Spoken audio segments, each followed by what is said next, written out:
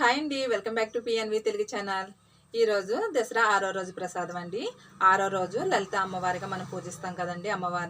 అమ్మవారికి ఎంతో ఇష్టమైన కేసరి ప్రసాదం. ఈ ప్రసాదం ఎలా తయారు చేస్తాను ఏంటనేది మీకు వీడియోలో చూపిస్తానండి. అలాగే మన ఛానల్ కానీ మీరు ఎవరైనా ఫస్ట్ టైం చూసినట్లయితే ఛానల్ తప్పకుండా సబ్స్క్రైబ్ చేసుకోండి.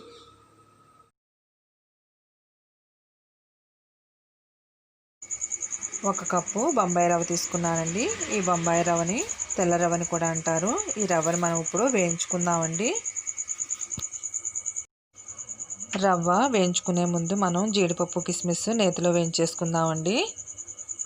జీడిపప్పు కలర్ వచ్చే వరకు వేయించుకుందాం. జీడిపప్పు వేగిపోయిందండి. ఇప్పుడు కిస్మిస్ కూడా వేసి వేయించేసుకుందాం. ఈ ప్రసాదంలోకి జీడిపప్పు కిస్మిస్ వేస్తే చాలా బాగుంటుందండి. చక్కగా అందులో నేతిలో వేయించుకుంటే ఇంకా బాగుంటాయి అన్నమాట. కిస్మిస్ జీడిపప్పు వేగిపోయినాయండి. ఇప్పుడు ఒక ప్లేట్లో తీసేసుకుందాం.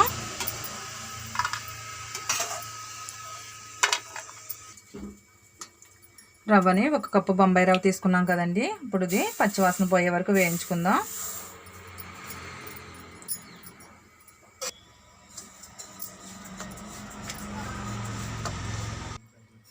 రవ్వ వేగిపోయిందండి. ఈ రవ్వను పక్కన పెట్టేసుకుందాం.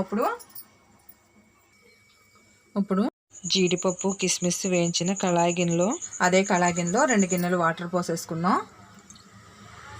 1 కప్పు బొంబాయి రవ్వకి 2 కప్పులు వాటర్ అయితే సరిపోతుందండి.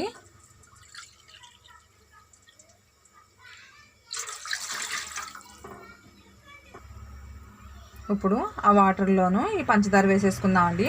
1 కప్పు బొంబాయి రవ్వకి 1 కప్పు పంచదార పడుతుంది. నేను పంచదార ఎలుతుగా తీసుకుని కొంచెం బెల్లం తీసుకున్నాను టేస్ట్ కోసం అని. ఇప్పుడు ఇందులో వేసేసి మరిగించుకుందాం.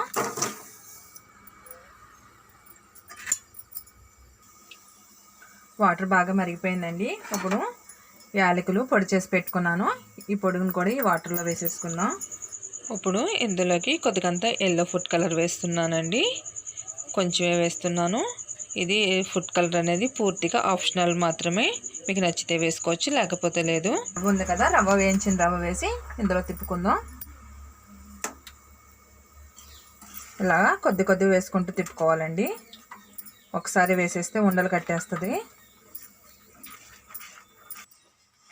ప్రసాదం ఇలా ఉడుకుతున్నప్పుడు కొద్దిగంతా నెయ్యి వేసుకుందామండి. నెయ్యి వేసి కలుపుకుంటే టేస్ట్ అనేది బాగుంటుంది అన్నమాట.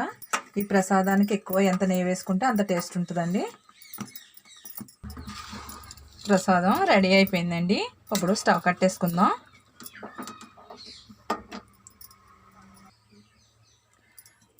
నేతిలో వేయించుకున్న జీడిపప్పు కిస్మిస్ కూడా వేసేసి ప్రసాదంలో కలుపుకుందామండి. ఈ ప్రసాదం అనేది లలితాదేవికి అమ్మవారికి చాలా ఇష్టమైన ప్రసాదం అండి. మన నవరాత్రుల్లో 6వ రోజు మనం అమ్మవారికి ప్రసాదంగా పెట్టుకుంటాం అన్నమాట. ఈ ప్రసాదాన్ని ఇప్పుడు అరిటాకులో తీసుకుందామండి. ఈ నవరాత్రుల్లో మనం అరిటాకులో ప్రసాదం పెడితే అమ్మవారికి చాలా మంచిదండి. అందుకని నేను నవరాత్రుల్లో అని చెప్పేసి నేను అరిటాకు తీసుకుని ఇందులో ప్రసాదం పెడుతున్నాను. అమ్మవారికి ఎంతో ఇష్టమైన ప్రసాదం రెడీ అయిపోయిందండి.